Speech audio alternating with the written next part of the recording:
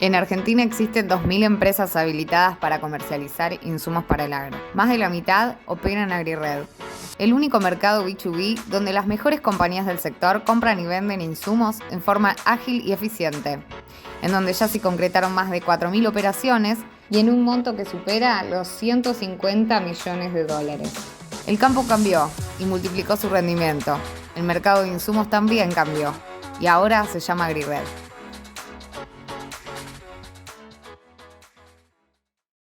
Con Bayer en tu campo de manera integral, cuidando y potenciando lo que vas a sembrar.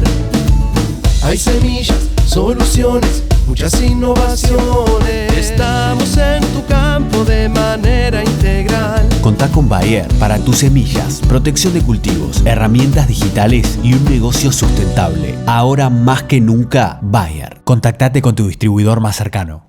Somos APRESID Internacional. Llevamos la misión de APRESID a distintos rincones del mundo, promoviendo la producción sustentable de alimentos, fibras y energía.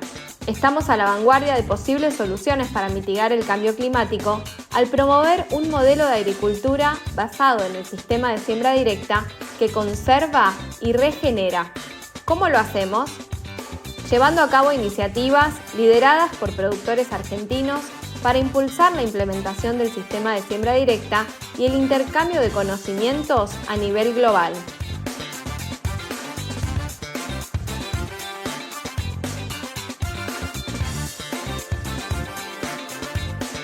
Participando activamente en foros y eventos internacionales para posicionar a los productores argentinos, a la asociación y al país como referentes en la producción sustentable, potenciando así el impacto positivo de APRESID a nivel internacional.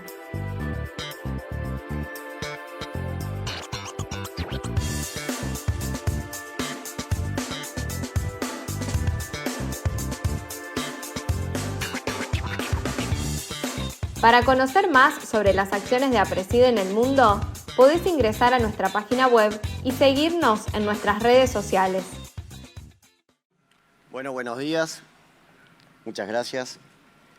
Bueno, nos vamos a dar el gusto de recibir un panel de primer nivel en este que es el último día del Congreso. Los voy a ir ahí presentando a medida que les vaya haciendo el turno de hablar. Y bueno, y no les quiero quitar mucho más tiempo porque estamos arrancando un ratito más tarde. Sí me parecía atinado hacer algún comentario o un disparador de esta charla antes de nombrarlos a ellos. Bueno, son dos cosas que pensé. La producción de alimentos es responsable de 1/4 de las emisiones de gases de efecto invernadero. Pero es importante distinguir entre las emisiones, el balance, la huella, no todo es lo mismo. Y la producción agrícola, ganadera, forestal puede ser suministro de carbono haciendo uso de la fotosíntesis, es decir, carbonizar los suelos descarbonizando el aire. Y desde APRESID pensamos que eso lo podemos hacer bajo el sistema de siembra directa, que más allá del nombre del término, es una agricultura responsable. El otro tema que había pensado, que me parecía importante, es que estamos hablando de estrategias y en realidad muchas veces se trabaja sobre proyectos y los proyectos o un conjunto de proyectos no constituye una estrategia. Me parece que es importante que estas cuestiones tienen que ser parte de una política de Estado que trascienda a los gobiernos y que involucre a todos los actores de la sociedad. Bueno, ahora sí. Les presento a Galo Benedit, que va a ser el primer orador.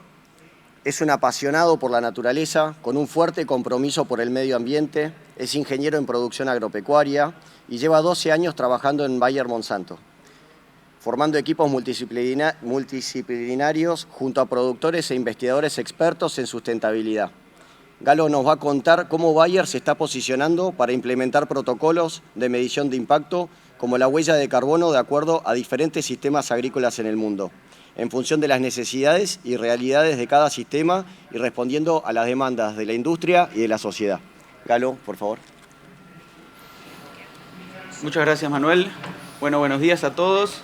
Mi nombre es Galo Benedit y en primer lugar quiero agradecer a APRESID, a Manuel y a los organizadores por darnos la oportunidad de participar de este panel con asociaciones de productores y con investigadores, porque desde Bayer nosotros estamos convencidos de que para lograr tangibilizar un mercado de carbono para los productores es fundamental trabajar en ecosistema, es decir, trabajar desde los productores, con asociaciones de productores, con investigadores, todos en conjunto también con la industria. Entonces, la idea ahora es contar un poco cuáles son los proyectos de carbono que tenemos a nivel global. Y para eso, primero tenemos que ver los dos tipos de proyectos de carbono y en qué consisten. Tenemos dos tipos de carbono. Por un lado, tenemos lo que son los proyectos de créditos de carbono. ¿En qué están enfocados esos proyectos de créditos de carbono? En la implementación de prácticas de manejo sustentable que se enfoquen en capturar carbono en el suelo. Es decir, en el la paleta consistía en 15 productos. En ese momento teníamos el 46% de los productos banda toxicológica azul, el 47% amarillo y solo el 7% con banda toxicológica verde. Finalmente, posicionándolo en lo que... Fíjate si no se apagó. ¿Tiene la luz prendida? Hola, bueno. Les comentaba entonces el proceso de descarbonización en el cual a través de las plantas tomamos el dióxido de carbono de la atmósfera y lo fijamos en el suelo. Hay distintas metodologías y vamos a ver cómo se efectúa eso a lo largo de los distintos proyectos que tenemos en el mundo. Y después están los proyectos que se llaman de intervención en la cadena de valor o servicios de sustentabilidad. ¿En qué están enfocados esos proyectos? Son proyectos que se enfocan en toda la cadena productiva de alimentos, buscando eficientizar los procesos y reducir las emisiones generadas en todo ese proceso. Es decir, con cada uno de los pasos en la generación de alimentos se generan emisiones.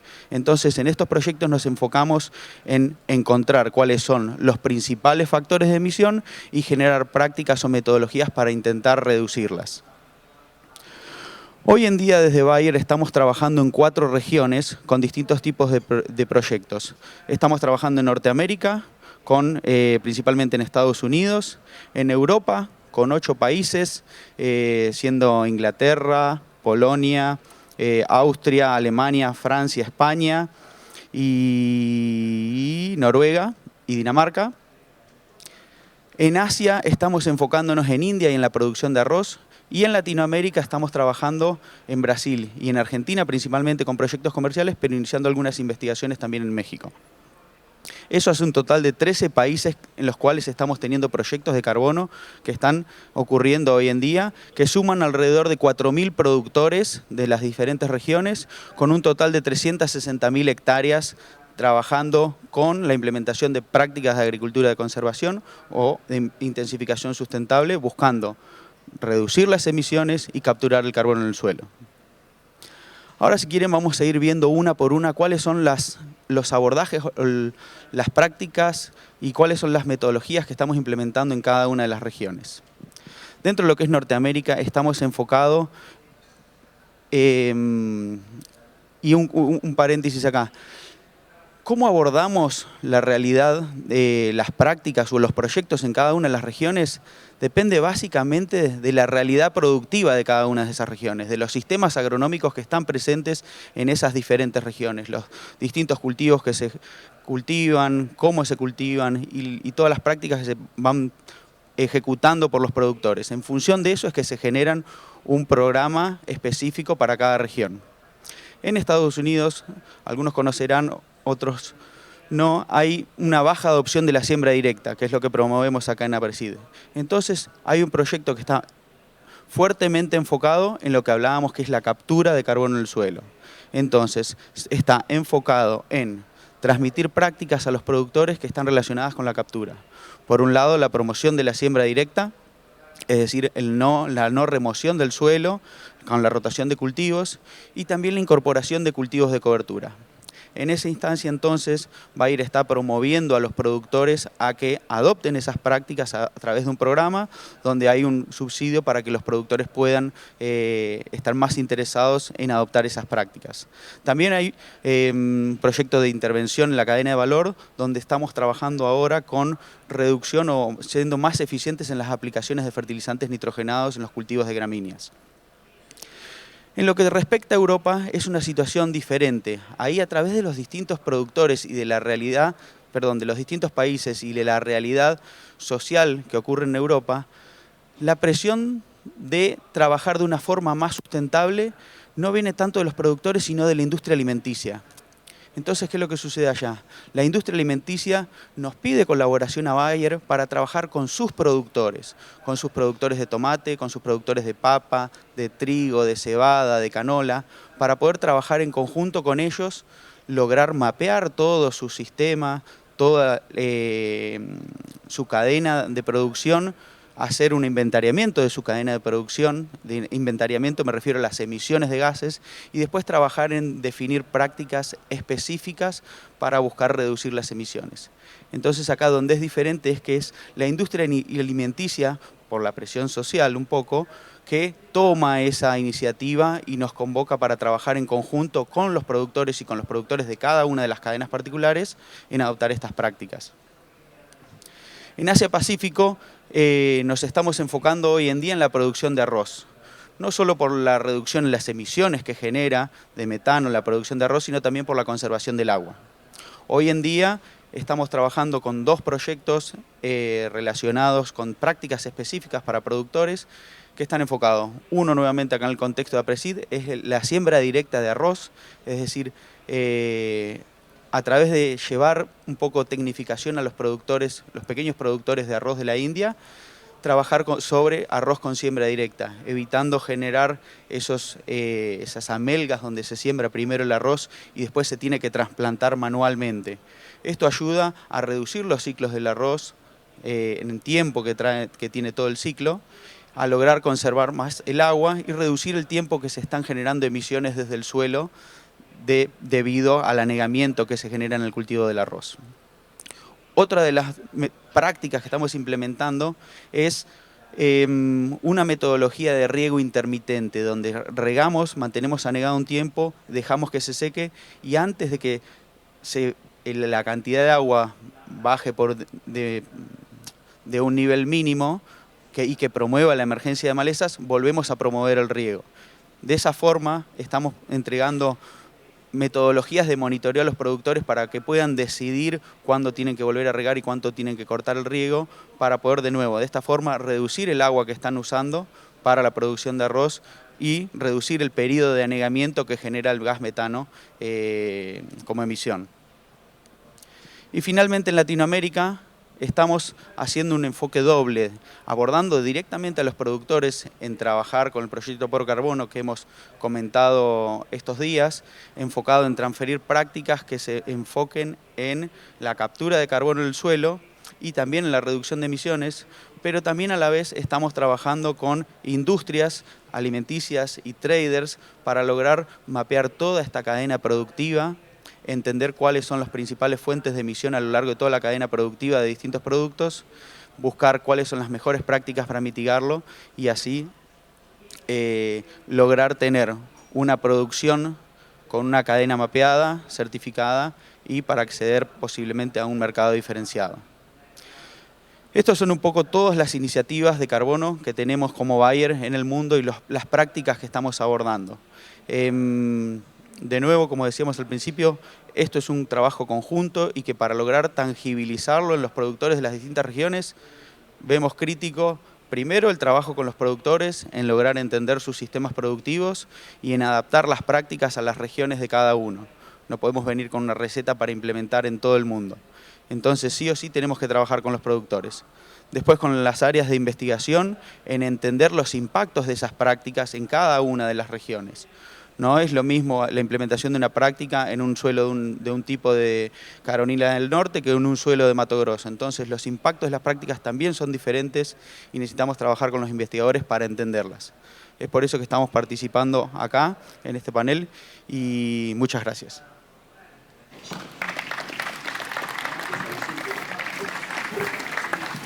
Muchas gracias, Galo. Clarísimo.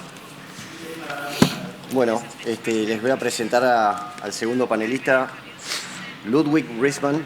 Ludwig nos visita desde Alemania como líder de la sección noroeste de la Sociedad Alemana para la Agricultura de Conservación. Su papel es fundamental en la promoción y el avance de prácticas de agricultura de conservación en la región, fomentando un sector agrícola más sostenible y resiliente. Se considera un farmer retirado, si es que eso es posible, porque sigue trabajando en el campo en caso de ser requerido. En 1979 se hizo responsable de su propia granja, siendo también productor tambero hasta el año 2006. En su granja recibía aprendices de Estados Unidos, Francia y Rusia. Su experiencia en docencia es vasta. Durante muchos años dictó cursos para adultos en habilidades relacionadas al software. Bueno, y Ludwig adoptó la agricultura de conservación en el año 1995. Ludwig, adelante.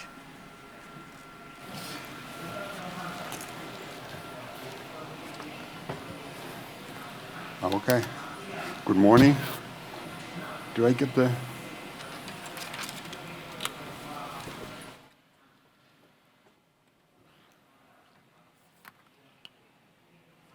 Oh. It's frozen.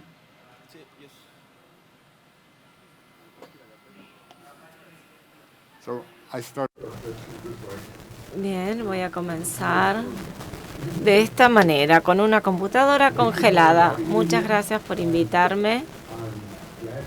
Me complace comentar con ustedes qué estamos haciendo en Alemania en cuanto a agricultura, carbono. Primero voy a comentarles brevemente sobre nuestra organización. Yo estoy representando a la Organización Alemana de Agricultura de Conservación. Es algo similar a PRESID. Contamos con 1.200 miembros aproximadamente. Es algo semejante a esta, pero bueno, menos hectáreas, eso sí. 2/3 de los miembros de acá de APRESID.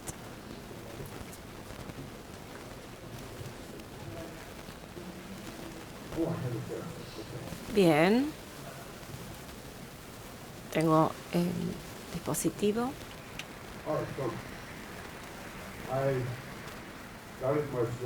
Entonces, comienzo con esta diapositiva. La Organización Europea. Somos unas 19 asociaciones en distintos países de Europa. Trabajamos conjuntamente para mejorar la agricultura de conservación y la biodiversidad. Incluso distintos temas abordamos: información, investigación y desarrollo para la agricultura de conservación.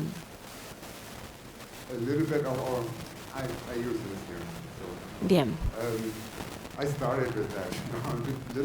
Bien, bueno, estaba un poco confundido con el dispositivo y demás. Bien.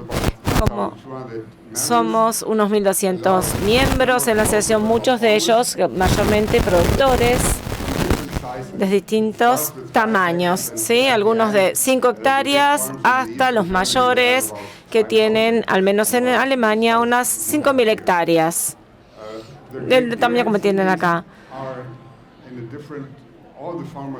Todos los productores usan siembra directa, según lo que sea necesario para el suelo, según el clima, algunos con mecanismos tradicionales, otros con semillas orgánicas. Las condiciones del suelo son muy diversas, tal como aquí. Tenemos suelos muy pobres, con poca arena, tenemos arcilla muy dura, y debemos enfrentar estas diferencias de suelos. El clima. Bien, en algunos lugares son lluviosos, más para el norte, incluso en el sur, en Bavaria, son 1.200 milímetros de lluvia por año. Bien, hasta otros donde son 350. De modo que hay que lidiar con estas condiciones diversas. Los cultivos son tan variados como aquí. Tenemos maíz, centeno, hay contratos también, a veces deben tener que cultivar remolacha o papas. centeno. Además, también contamos con científicos, no solo productores, y tienen la fortuna de poder poner en práctica aquello que desarrollan en los campos, e incluso los productores les ceden y les informan si lo que están desarrollando es eficaz o no. Voy a hablarles un poco sobre la producción e incluso pueden ellos intercambiar información económica. Al igual que acá tenemos otros también pilares de la empresa. ¿Cómo llevamos el conocimiento al productor? En general es productor a productor, todos tienen experiencias y hablamos sobre ellas, hacemos webinarios, en unos días vamos a tener un webinario durante la COVID, pasamos a los ciberseminarios y también tenemos una revista. Les voy a hablar un poco sobre los proyectos de investigación más tarde. Usamos la página de inicios de relaciones públicas y todas las redes sociales electrónicas que allí se ofrecen. Lo que he aprendido para preparar esta presentación es que ustedes tienen aproximadamente 3/4 o incluso acá en Argentina 80 a 90% hacen siembra directa. Agricultura de conservación y la agricultura de conservación solo un 1%. Lo que ven en este mapa es que hay menos agricultura de conservación. Incluso en Alemania se ve que en el norte es menor la proporción y si uno ve Italia, España, ellos tienen un 6 o 7 o 12 a 15% en Italia o España. Hay un gran potencial para cambiar eso.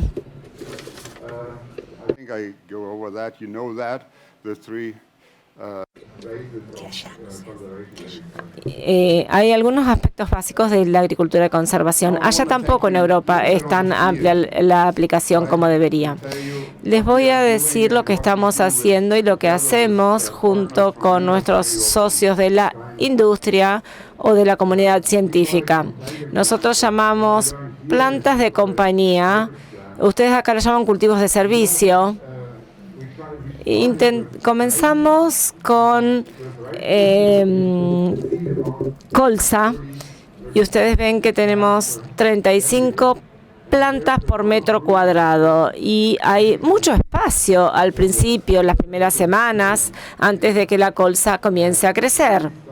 Ahora comenzamos con plantas para ese espacio, para cubrirlos con arvejas o frijoles.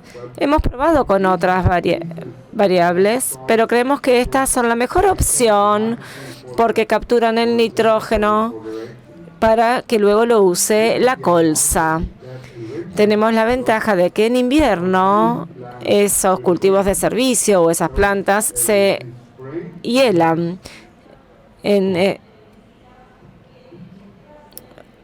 Perdón, entró el audio de otra sala y se perdió el de la sala local. En primavera hay un campo que solo tiene colza y las plantas de compañía o de servicio se helaron y quedan como una capa de residual para proteger el suelo. El nitrógeno obtenido ahora es favorable para la colza. Este es un proyecto en el cual aún estamos trabajando. Tenemos que encontrar las plantas más adecuadas y tratar de ver, porque vemos si junto con la colza o antes o después, ver cuándo sale la semilla. Estamos aún estudiando. Otro proyecto es la cobertura permanente. La idea subyacente, ustedes saben, ¿no?, lo que es el trébol, ¿sí? La mayoría de las personas conocen lo que son el trébol de la buena suerte, el de las 4 hojas. La idea subyacente es que hay que mantener el trébol por debajo de la cebada y también las arvejas tenemos acá. Hasta ahora hemos enfrentado problemas porque el trébol se lo come más rápido que la cebada, perdón. Al final, el trébol gana la competencia en contra de las malezas, en contra de la cebada. Necesitamos plantas más lentas y no tan fuertes como el trébol. Necesitamos plantas que tengan una alelopatía menor y estamos pensando en cuál es la planta adecuada. Tenemos algunas ideas sobre cómo cubrir la brecha entre estos cultivos, estas extensiones de cultivos de renta. Estamos buscando otras plantas como la colza que no tienen microrizomas. Entonces estamos trabajando conjuntamente para usarlos. My last issue now is tell you something about. Esto es lo que estamos haciendo para aumentar el carbono en el suelo. En otra presentación ayer yo vi, creo que la misma imagen, igual a esta. Saben que si usan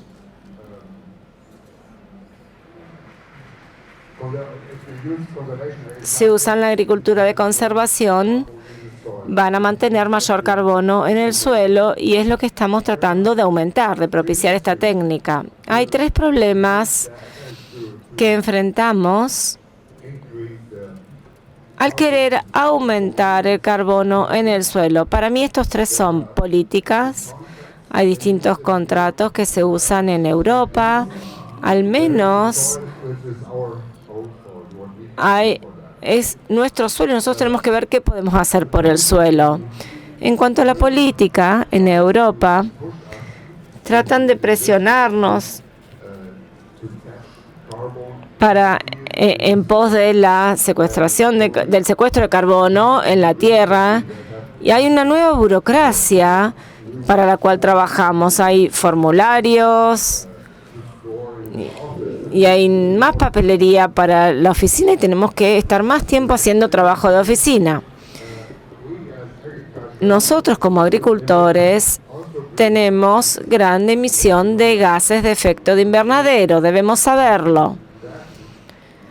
Necesitamos el carbono en el suelo para controlar nuestras emisiones.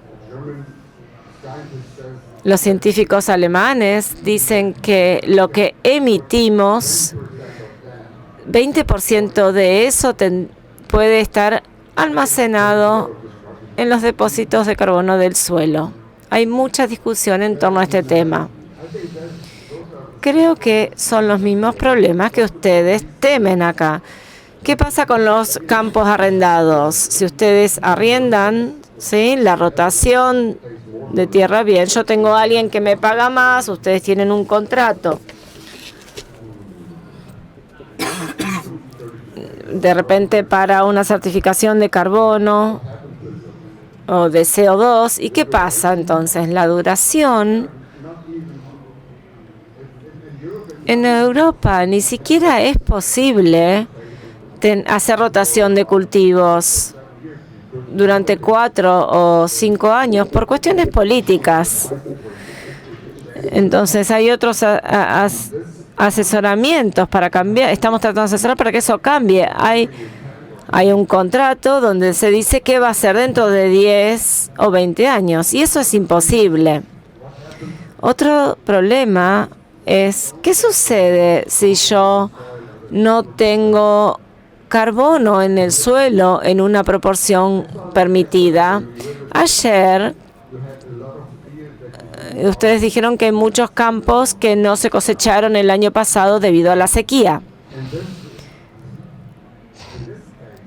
En ese caso, ustedes redujeron el carbono en el campo. Y eso va a tomar unos años hasta que se pueda reponer a la cantidad previa. Si eso ocurre después de ese plazo del contrato, van a tener que pagarle a quien les arrenda, o van a tener que devolver lo que obtuvieron por el carbono. Para mí, como productor, es imposible mantener un contrato así. Y voy a hablarles algo en cuanto a las administraciones. Bueno, se puso negra la pantalla. Bien. Como productor, para mí, el suelo. Hay un contenido óptimo de humus en el suelo que depende del tipo de suelo que tengan, sea arenoso o arcilloso. Hay un nivel óptimo y si ustedes lo alcanzan a este nivel, es muy difícil obtener más carbono en el suelo. Se puede, pero el costo es altísimo. Si llegan a ese nivel óptimo, manténganse allí. El análisis es otro aspecto. El análisis del carbono. Hay distintos tipos de análisis, todos tienen uno diferente. Y es difícil competir. Depende de la humedad, del ancho de banda analítico, de la densidad del suelo. Son diversos aspectos a tener en cuenta. Para este análisis también hay que decir que el costo dinerario es elevado. USD dice que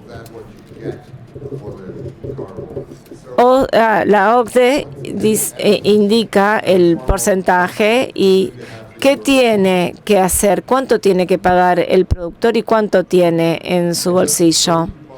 Les hablé de lo que vi ayer. Si ustedes pasan por una sequía como la del año pasado, hay factores externos que no pueden manejar.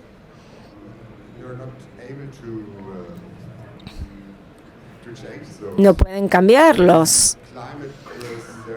Hay riesgos meteorológicos, hay rotaciones de cultivos que deben usar. Nosotros intentamos hacerlo con los cultivos de cobertura, pero es solo una parte de todo lo que se puede hacer. Al final, uno no sabe qué ocurrirá al fin de año.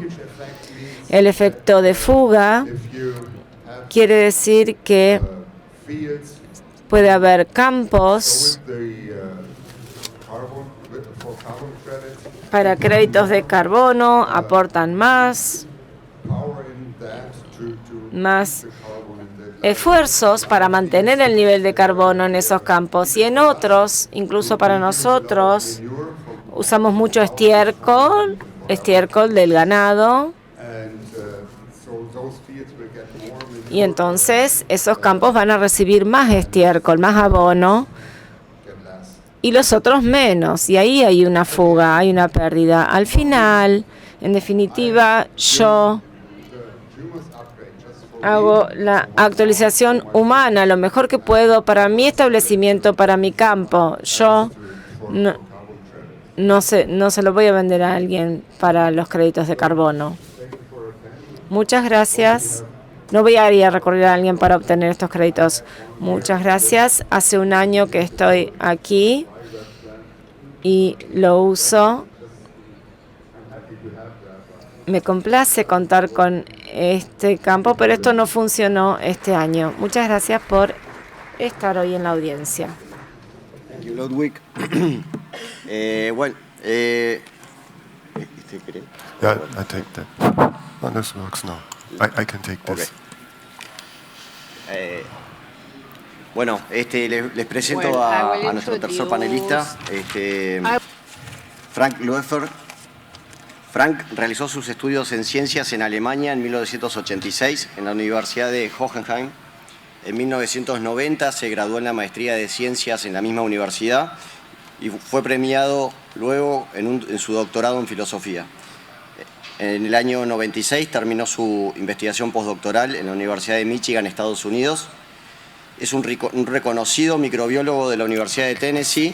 Sus investigaciones se enfocan en el estudio de las comunidades microbianas. De particular interés son los procesos microbianos que contribuyen a la desintoxicación de contaminantes orgánicos e inorgánicos, la renovación del nitrógeno y el carbono en los suelos y sus sedimentos y la mitigación de las emisiones de gases de efecto invernadero. Estas preguntas de investigación se abordan en equipos de colaboración para una transición rápida de los hallazgos de laboratorio a las aplicaciones del mundo real. Frank. Thank you very much. So now this is the... Okay, thank you very much for the introduction. Thank you very much for having me. So by training, I'm a microbiologist. Muchas gracias por invitarme y por estar aquí. Yo soy microbiólogo y me interesan los microbios y el suelo. A ver si logro poner mi diapositiva en pantalla.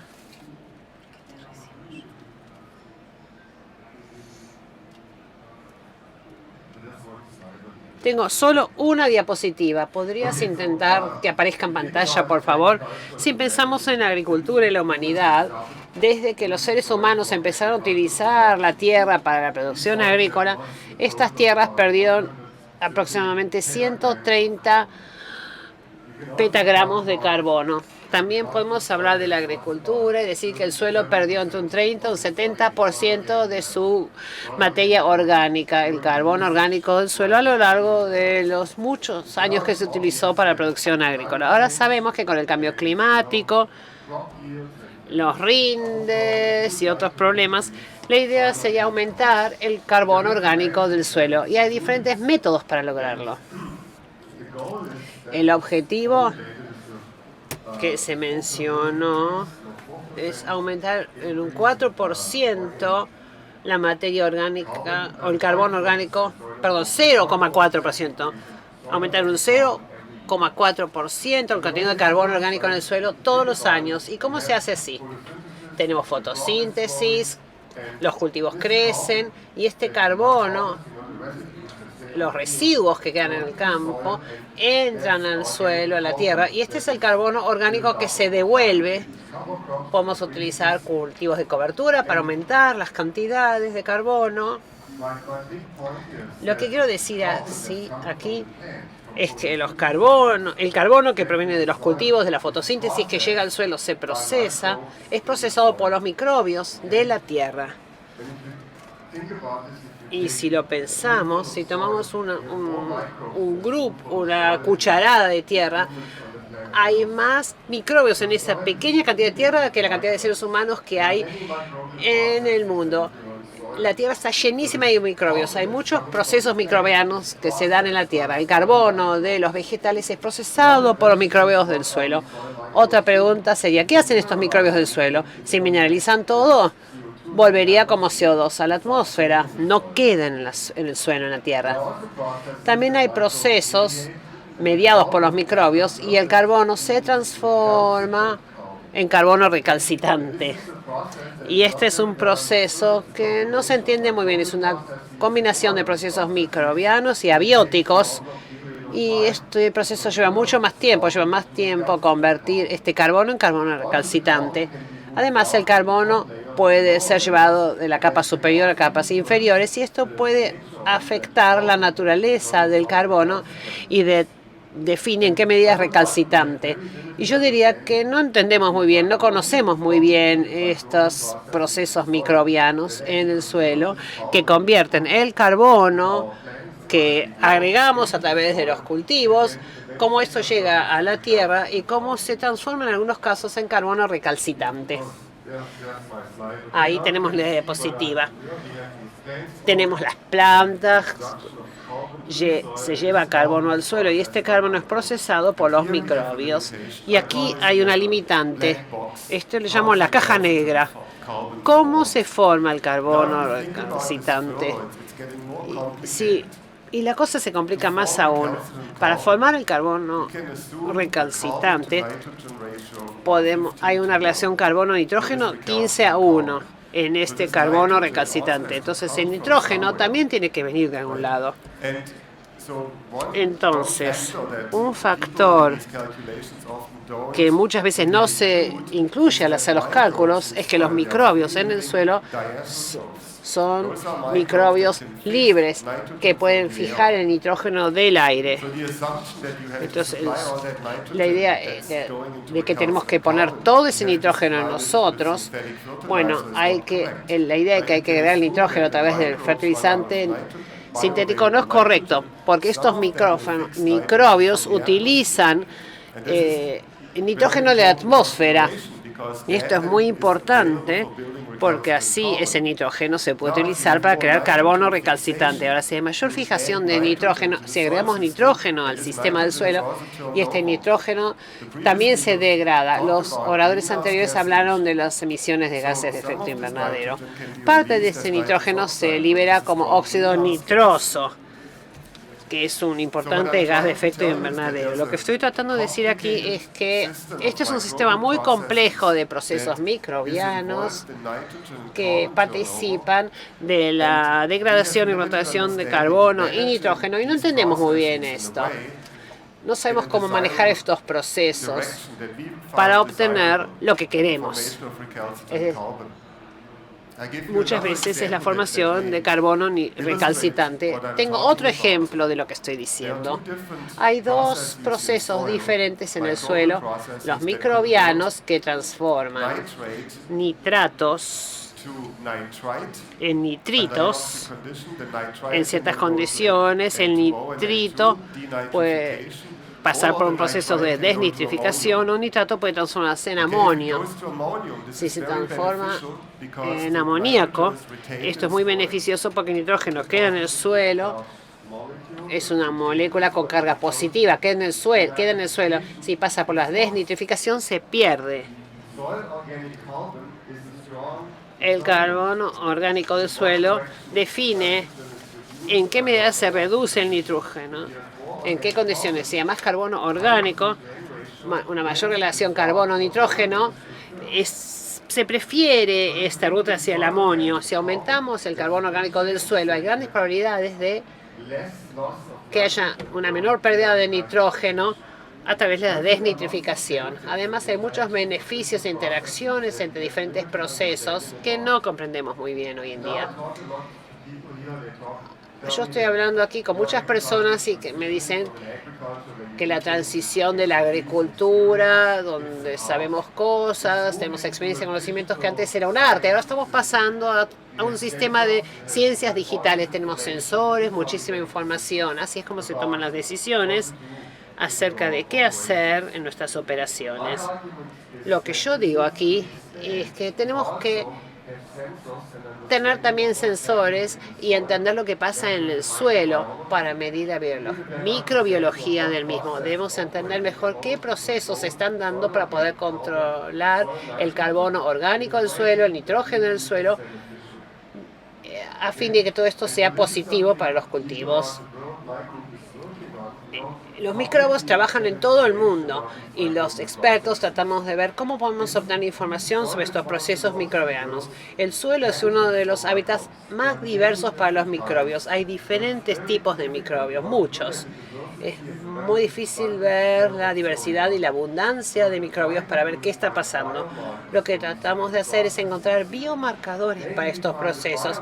Quizás encontremos un biomarcador que nos indique, la microbiología está haciendo algo que sugiere que el carbono orgánico en el suelo está aumentando.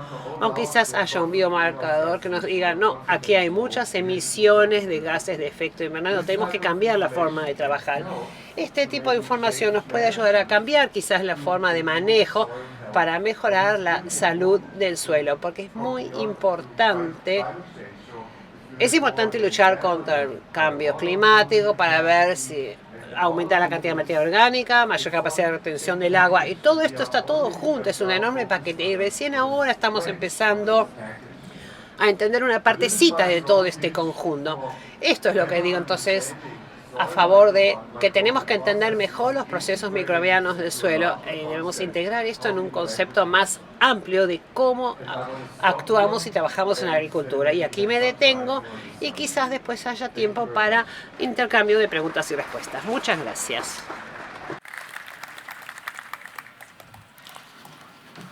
Bueno, muchas gracias, Frank. Bueno, ya saben que pueden mandar sus consultas al teléfono que está en la pantalla. Yo tengo alguna pregunta como para empezar y ya recibí varias también de la audiencia.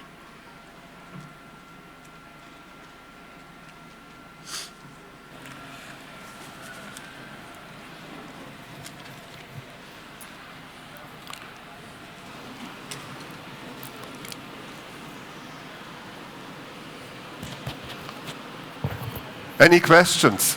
Yes. Discúlpenme, me han llegado preguntas de otra sala también. Tengo esa dificultad, así que estoy tratando de clasificar. Disculpen los inconvenientes. Sí, pero tengo preguntas de otros lugares. Bueno, voy a proceder a esto. Técnica. Galo, bueno, ¿podrás contar con mayor detalle historias de éxito que hayan implementado programas de conservación, si querés con foco en Argentina o en otros países de la zona? Hola. Sí, Manuel. Justo ahora, hace un par de semanas atrás, se concretó el primer envío de 240.000 toneladas de soja de 10 productores de la región del Mato Grosso, en Brasil, donde la producción de 40.000 hectáreas de soja estuvo mapeada en cuanto a sus emisiones a lo largo de todo el proceso, desde la generación de los insumos, durante todas las prácticas que se fueron ejecutando a lo largo de estas 40.000 hectáreas, imagínense la cantidad de lotes, y cada una de las prácticas implementadas fue mensurada en función de las emisiones que iba ejecutando, y fue el primer envío que se realizó en Brasil de esta magnitud de 240.000 toneladas de soja, que se entregó a un trader, ADM, donde hizo y efectuó el primer envío de soja con toda la trazabilidad de la cadena de valor, con las hectáreas y las emisiones computadas a lo largo de todo el proceso a través de un proceso de blockchain que nos ayuda a validar esos valores y todas esas prácticas y el impacto de cada una de todas esas prácticas. Ese fue un hito muy importante para nosotros porque fue abordado además desde los dos lugares, como decíamos hoy, con los productores en la implementación de prácticas para reducir esas emisiones a lo largo de todo el proceso productivo, y con la industria alimenticia, que estaba interesada en adquirir, y la industria, los traders, un producto diferenciado donde ellos pudieran demostrar cuál fue la cadena y la trazabilidad de emisiones de esa producción. Gracias. Ludwig, ¿qué te llevas del Congreso allá, de ideas que probablemente veas que estamos trabajando bien? Y bueno, cualquier comentario que quieras hacer respecto de ese tema. Okay. Do you hear me?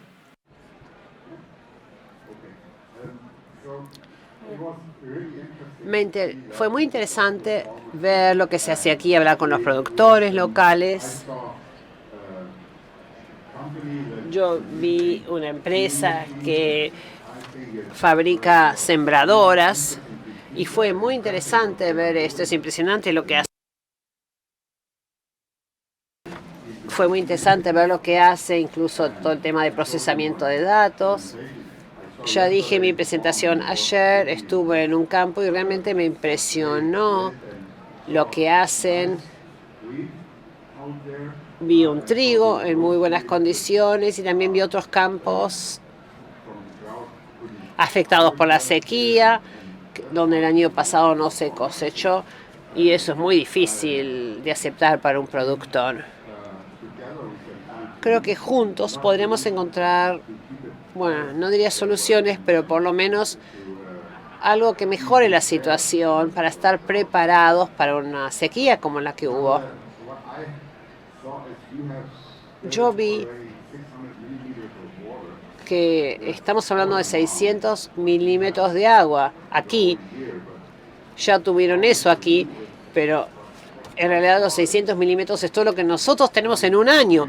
El problema para ustedes es que las lluvias no llegan en el momento adecuado.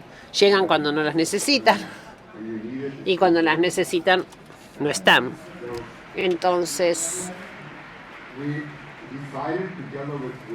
decidimos juntos con un grupo local que íbamos a trabajar para encontrar soluciones conjuntas y organizar quizás un seminario web para trabajar juntos, porque ya sabemos que viajar a Europa es muy costoso, por supuesto, pero con las nuevas tecnologías y sistemas podemos avanzar mucho e intercambiar ideas.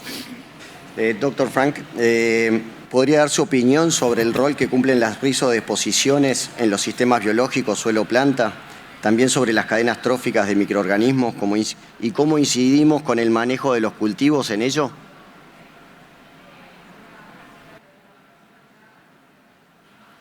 Okay, I only understood the second part of the question. Solo entendí la segunda parte de la pregunta. ¿Me repite la primera parte, por favor?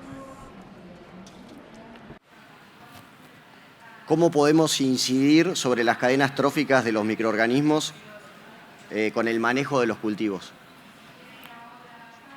Oh, okay, so, ¿Cómo podemos cambiar los procesos microbianos para el manejo de los cultivos? Esta es una pregunta interesante. No sé si tengo la respuesta perfecta, pero el momento de la siembra, de la cosecha, el momento en que se hace cualquier cosa, bueno, es muy importante. Hoy en día se toman decisiones que no tienen nada que ver con los procesos microbianos del suelo. Si entendiéramos mejor estos procesos y los momentos en que se dan, y algunos pequeños cambios podrían tener un enorme impacto sobre los procesos en el suelo. El momento de aplicar fertilizantes, quizás hacer una semana antes o una semana más tarde, tendría una enorme diferencia. En este momento, hoy por hoy, no tenemos esto en cuenta. Cuando no tenemos en cuenta los procesos microbianos del suelo, pero estos procesos podrían mejorar muchísimo. Quiero decir algo más. Usted le preguntó a mi colega aquí una pregunta muy interesante y quería que me hiciera la misma pregunta a mí. Voy a decir algo brevemente. Lo que realmente me gusta de este congreso, yo estuve en otras reuniones y congresos agrícolas, aquí veo muchas personas jóvenes muy motivadas. Esto es diferente de lo que veo en otros congresos y esto es maravilloso. Además, antes de venir a la Argentina, estuve en una reunión, un congreso de microbiología en la Universidad de Quilmes, Ecología Microbiana, la Sociedad Internacional de Ecología Microbiana, varios cientos de personas preocupadas sobre los procesos microbianos y la diversidad en el suelo y en otros ambientes. Pero muy pocas personas en ese congreso sabían nada sobre APRESID, sobre este congreso. Nadie aquí sabía sobre esa reunión de microbiología que se celebró en la Universidad de Quilmes. Esto es parte de un problema que traté de presentar en mi charla. Hay diferentes comunidades que tienen diferentes conocimientos y se beneficiarían si trabajaran juntas. Crear estos puentes sería un desafío para los próximos años porque ustedes se beneficiarían de lo que hacen ellos y al revés. Y estas son oportunidades que hay que capitalizar. Bueno, el tiempo está cumplido, pero Frank, hay una pregunta que me parece que puede ser concreta y a lo mejor de respuesta rápida. ¿Hay algún análisis económico eficiente para determinar la actividad microbiológica y salud del suelo que consideres mencionar?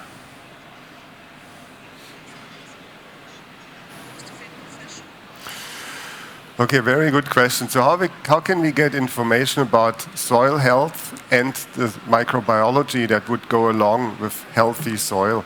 So people are working on this. So I learned that this is expensive doing these analyses.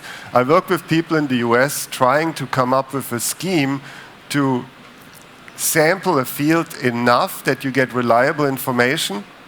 And this is related to Bruno Basso gave a talk 2 days ago about digital agriculture. And he does a lot of modeling. And we have done experiments to determine what is the minimum amount of samples we have to collect from a field that he can do some modeling that ultimately gives us some meaningful information. And it was surprising to me because soil to me is very heterogeneous, but when you do this on a larger field, you get away. Un campo más grande, quizás podemos trabajar con una o dos muestras, trabajar con el modelado y obtener información confiable. Hicimos un análisis de esto, lo evaluamos, tomamos muchas muestras y la cosa no mejoró. Yo les dije que los microbios tienen mucha diversidad en el suelo y analizarlos a todos es difícil. Necesitamos biomarcadores para los procesos que nos interesan.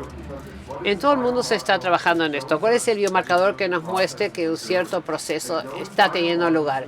Y estos biomarcadores van a estar disponibles y hay empresas que tienen tecnología para analizar las muestras y decirnos rápidamente, viendo los lípidos, las proteínas, el ADN, el ARN, pueden decirnos qué está pasando con estos procesos. La tecnología ya la tenemos, pero hay que hablar con los microbiólogos que saben mucho sobre este tema. Y después hay empresas que rápidamente pueden utilizar estos conocimientos y dar información a los que trabajan en el campo. Simplemente hay que hacer las conexiones necesarias. Dificultades que fueron surgiendo, pero que no se notaron porque claramente las llevaron con facilidad. Gracias a la audiencia también.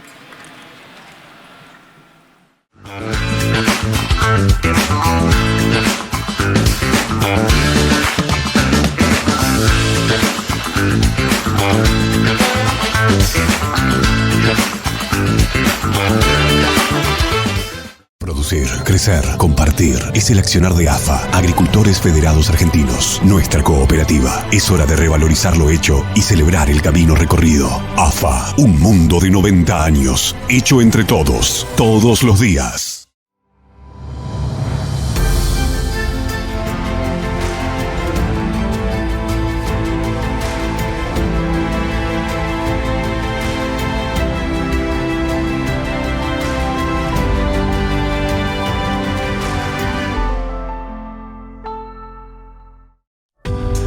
Precision Planting comenzó con una visión de mejorar la agricultura, desarrollando productos innovadores que puedan mejorar el desempeño de tus equipos y al mismo tiempo el rendimiento de tus cultivos.